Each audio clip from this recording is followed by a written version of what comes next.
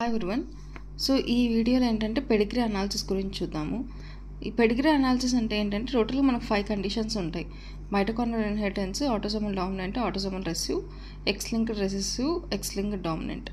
So మనకు ఒకవేళ ఇట్లాంటి ఒక చార్ట్ ఇచ్చారు అంటే ఈ చార్ట్ ఇచ్చినప్పుడు మనం అది ఏది అని మనం ప్రెడిక్ట్ చేయడానికి అంటే ఏ విధంగా చేయాలని చెప్తాను. సో ఇలాంటి చార్ట్ కనిపించగానే ఫస్ట్ మనం ఏంటంటే అది మైటోకాండ్రియల్ ఇన్హెరిటెన్స్ ఉందా అనేది రూల్ అవుట్ చేసుకోవాలి. అసలు మైటోకాండ్రియల్ ఇన్హెరిటెన్స్ అంటే ఏంటి అంటే, ఇప్పుడు మైటోకాండ్రియల్ ఇన్హెరిటెన్స్ అన్ని మనం గుర్తుపెట్టుకోవాలంటే అది మెటర్నల్ ఇన్హెరిటెన్స్ అనమాట. ఇప్పుడు మనకు ఫర్టిలైజేషన్ జరిగినప్పుడు మామూలుగా మనం ఫర్టిలైజేషన్ ప్రాసెస్ చూసినట్లయితే ఫర్టిలైజేషన్ జరిగినప్పుడు ఏమవుతుంది అంటే స్పర్మ్లో only head of the sperm మాత్రమే ఫ్యూజ్ అవుతుంది, బాడీ డీజనరేట్ అయిపోతుంది. మనకు అంటే స్పర్మ్ యొక్క బాడీలోనే మైటోకాండ్రియా ఉండేది. సో అది అంటే what I want to say is that fertilization ప్రాసెస్లో మదర్ యొక్క మైటోకాండ్రియా మాత్రమే ఫర్టిలైజేషన్లో అంటే పార్టిసిపేట్ చేస్తుంది. కాబట్టి మైటోకాండ్రియల్ ఇన్హెరిటెన్స్ అంటే ఏంటి, ఇక్కడ ఇండైరెక్ట్గా ఎవరి మైటోకాండ్రియా, మదర్ యొక్క మైటోకాండ్రియా.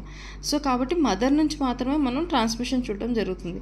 ఫర్ ఎగ్జాంపుల్ ఇప్పుడు మనం ఇక్కడ ఈ పెడిగ్రీ అనాలిసిస్ చూసినట్లయితే, ఇప్పుడు మనం ఎప్పుడు కూడా పెడిగ్రీ అనాలిసిస్లో అంటే సర్కిల్ అనేది ఫిమేల్ని రిప్రజెంట్ చేస్తుంది, స్క్వైర్ అనేది మేల్ని రిప్రజెంట్ చేస్తుంది. అదే ఇట్లా 2 లైన్స్ ఉన్నాయనుకోండి, ఇలా 2 లైన్స్ ఉన్నాయంటే కంజంగ్వినస్ మ్యారేజ్ అని అర్థము. అలానే ఏదైతే షేడెడ్ పోర్షన్ ఉంటుందో అది ఎఫెక్టెడ్. ఇది హాఫ్ షేడ్ అయింది అంటే క్యారియర్ అంటాం, లేదంటే సెంట్రల్ డాట్ ఉన్నా కూడా దాన్ని మనం క్యారియర్గా తీసుకుంటాం. సో అది ఇప్పుడు ఇక్కడ ఈ పెడిగ్రీ అనాలిసిస్లో చూసినట్లయితే ఇక్కడ మదర్ ఎఫెక్టెడ్. సో నెక్స్ట్ జనరేషన్లో ఏంటి, ఇక్కడ ఆ నెక్స్ట్ అంటే మదర్ ఎవరైతే ఎఫెక్టెడ్ మదర్ ఉన్నారో వాళ్ళకి పిల్లలందరూ కూడా ఎఫెక్ట్ అయ్యారు. మళ్ళీ నెక్స్ట్ జనరేషన్ అంటే 3rd జనరేషన్లో చూసుకున్నట్లయితే గర్ల్స్ నుంచి మాత్రమే ట్రాన్స్మిషన్ జరుగుతుంది, కానీ బాయ్స్ నుంచి ట్రాన్స్మిషన్ లేదు. అంటే సో ఇది మనం చూసుకోవాలి, అంటే వెదర్ గర్ల్స్ నుంచి ట్రాన్స్మిషన్ ఓన్లీ గర్ల్స్ నుంచి మాత్రమే జరుగుతుందా, లేదు అంటే జెంట్స్ అంటే మేల్స్ నుంచి కూడా ట్రాన్స్మిషన్ జరుగుతుందా. మేల్ నుంచి జరగట్లేదు అంటే ఫిమేల్స్ నుంచి మాత్రమే జరుగుతుంది అంటే అది మైటోకాండ్రియల్ ఇన్హెరిటెన్స్ అనమాట. సో ఫస్ట్ ఇది రూల్ అవుట్ చేసుకోవాలి.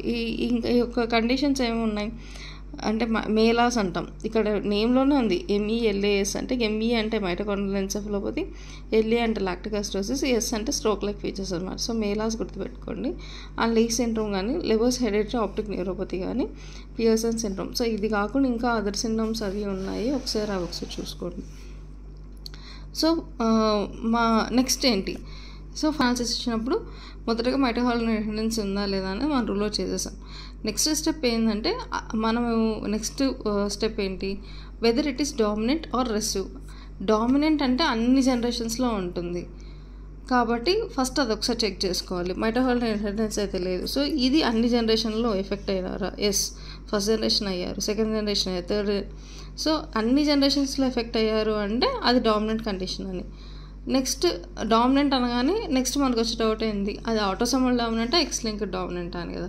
సో ఒకవేళ మేల్స్ ఫీమేల్స్లో ఇద్దరిలో ఈక్వల్గా అంటే మనం చూసినట్లయితే ఫిమేల్ ఎఫెక్ట్ అయ్యారు, మేల్ ఎఫెక్ట్ అయ్యారు, ఫిమేల్ ఎఫెక్ట్ అయ్యారు, సో మేల్స్ అండ్ ఫిమేల్స్లో సమానంగా ఎఫెక్ట్ అవుతున్నారు అంటే అది ఆటోసోమల్ డామినెంట్ అన్నది. అది లేదు అంటే ఎక్స్ లింక్డ్ డామినెంట్. అదేంటని మళ్ళీ చూద్దాం. సో ఇక్కడ నెక్స్ట్ రెసిసివ్ కండిషన్లో ఏంటంటే స్కిప్ జనరేషన్స్ ఉంటాయన్నమాట. ఇప్పుడు నేను చెప్పినాను కదా, డామినెంట్లో ఏంటి అన్ని జనరేషన్స్ ఎఫెక్ట్ అవుతారు, కానీ రెసిసివ్లో ఏంటి స్కిప్ జనరేషన్ అంటే ఇప్పుడు ఈ జనరేషన్ ఎఫెక్ట్ అవ్వలేదు కానీ నెక్స్ట్ జనరేషన్ ఎఫెక్ట్ అయ్యారు, కానీ కింద చూసినట్లయితే 3rd జనరేషన్ ఎవరు ఎఫెక్ట్ అవ్వలేదు. సో ఈ విధంగా స్కిప్ జనరేషన్స్, ఒక్కొక్క జనరేషన్లో ఎవరో ఒకరు స్కిప్ అవుతున్నారు అంటే ఎవరో ఒకరు, ప్రతి జనరేషన్లో ఎవరు నాట్ ఎఫెక్టెడ్ క్యాండిడేట్స్ ఉన్నారు అంటే అప్పుడు రెసిసివ్ అనగానే మళ్ళీ మనకు వచ్చే డౌట్ ఏంటి, అది ఆటోసోమల్ ఎక్స్ లింక్డ్. ఇప్పుడు మేల్స్ ఫిమేల్స్లో ఇద్దరిలో ఈక్వల్గా ఎఫెక్ట్ అవుతున్నారంటే ఆటోసోమల్, లేదు మేల్స్లోనే ఎక్కువ ఎఫెక్ట్ అవుతున్నారు ఫిమేల్స్లో తక్కువ ఉన్నారంటే రెసిసివ్ ఎక్స్ లింక్డ్ అనమాట.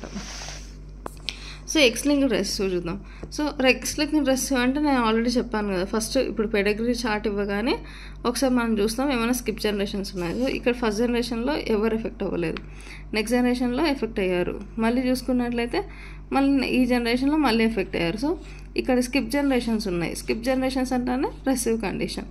మళ్ళీ మనకు వచ్చే డౌట్ ఏంటి, ఆటోసోమల్ ఎక్స్ లింక్డ్.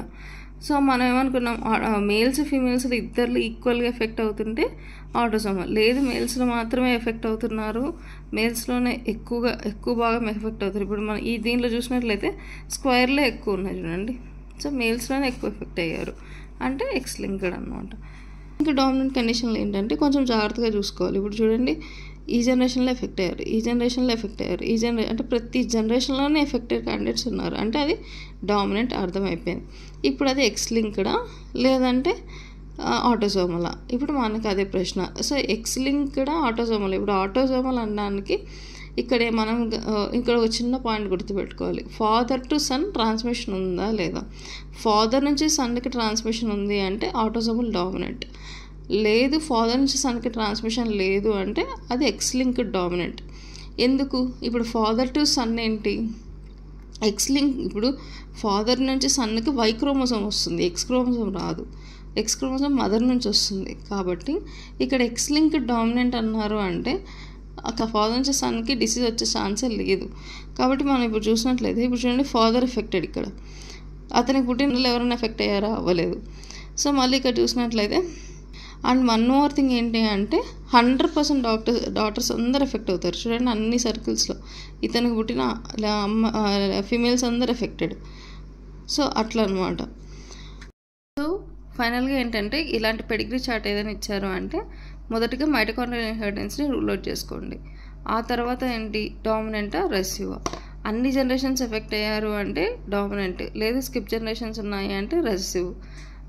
అది రూల్ అవుట్ అయిన తర్వాత ఇప్పుడు మనకు అది ఆటోసోమల్ కండిషనా, ఎక్స్ లింక్డ్ కండిషనా? సో గర్ల్స్ అండ్ బాయ్స్ అంటే మేల్స్ అండ్ ఫీమేల్స్లో ఈక్వల్గా ఎఫెక్ట్ అవుతున్నారు అంటే అది ఆటోసోమల్ కండిషన్ అని.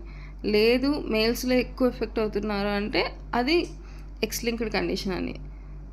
రెసివ్ కండిషన్స్లో అదే డామినెంట్. ఒక ఎక్స్ లింక్డ్ డామినెంట్ చూసుకునేటప్పుడు ఏం చేయాలి? ఫాదర్ టు సన్ ట్రాన్స్మిషన్ లేదు, 100% డాటర్స్ ఎఫెక్ట్ అయినారు అంటే అప్పుడు దాన్ని ఎక్స్ లింక్డ్ డామినెంట్ అని అంటారు. సో ఈ పాయింట్స్ ద్వారా మనం ఒక పెడిగ్రీ చార్ట్ ఏదైనా ఇచ్చారంటే దాన్ని మనం చూసుకోవచ్చు. అండ్ మోస్ట్ ఇంపార్టెంట్ అంటే వీటి యొక్క ఎగ్జాంపుల్స్ చాలా ఇంపార్టెంట్. కాబట్టి మీరు ఏ సోర్స్లో చదువుతున్నారో ఆ సోర్స్లో ఒకసారి చూసుకొని ఎగ్జాంపుల్స్ అయితే ఖచ్చితంగా చూసుకోండి. మైటోకాండ్రియల్ ఇన్హెరిటెన్స్కి ఇది కొంచెం సపరేట్గా ఉంది కాబట్టి ఇది ఒకటి రాశాను.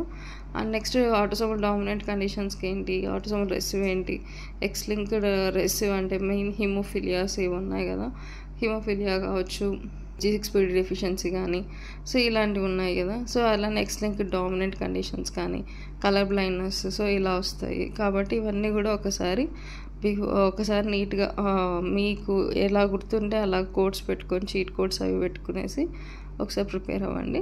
Wish you all the best.